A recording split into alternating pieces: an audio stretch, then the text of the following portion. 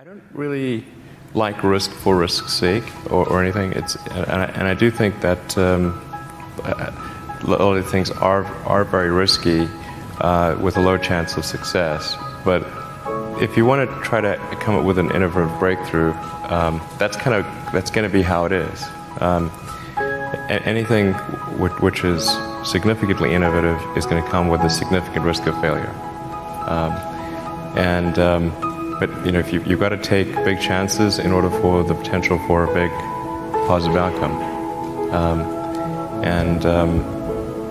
You know, just if the outcome is exciting enough, then taking a big risk is worthwhile.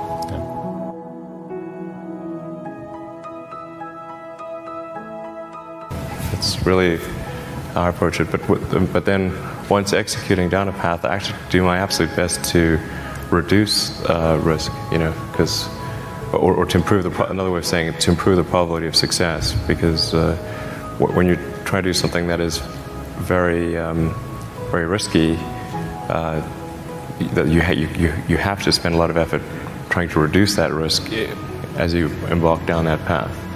I mean, when I started SpaceX, I thought the odds of success were very low.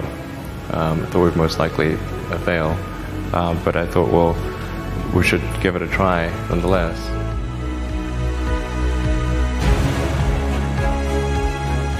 Certainly, there are times when things don't go well, and then that's quite dispiriting, for sure. And so then it's difficult to proceed with the same level of enthusiasm. But I do think the things that we're doing are you know, pretty important to the future, and if we don't succeed, then you know, it's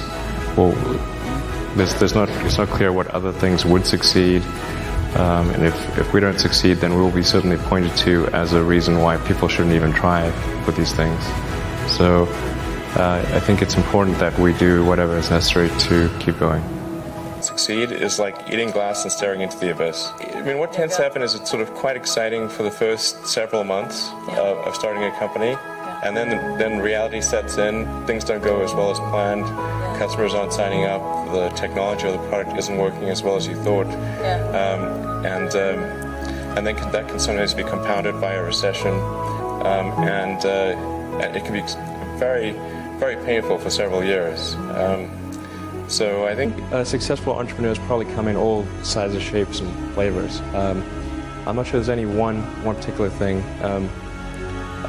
For me, you know, some of the things I've described already, I think, are very important. I think really an obsessive nature with respect to the quality of the product is very important. So you know, being obsessive compulsive is a good thing in this context. Really liking what you do, whatever area that you get into. Given that, you know, even if you're the best, there's always a chance of failure. So I think it's important that you really like whatever you're doing. If you don't like it, life is too short. You know, I'd say, and also if you like what you're doing, you think about it even when you're not working. I mean, it's something that your mind is drawn to. And if you don't like it, you just really can't make it work, I think. Well, I think it's important to have a very to apply critical thinking to. This may sound trite, but to apply critical thinking to what one is doing, and by that I mean just the fundamentals of logic. You know, do you have the right axioms? Are they relevant, and are you making the right conclusions based on those axioms? That's the essence of critical thinking, and yet it is amazing how often people fail to do that. I think wishful thinking is innate in the human brain. You want things to be the way you wish them to be, and so you tend to filter information that you shouldn't filter. That's the most common flaw that I see. And then I also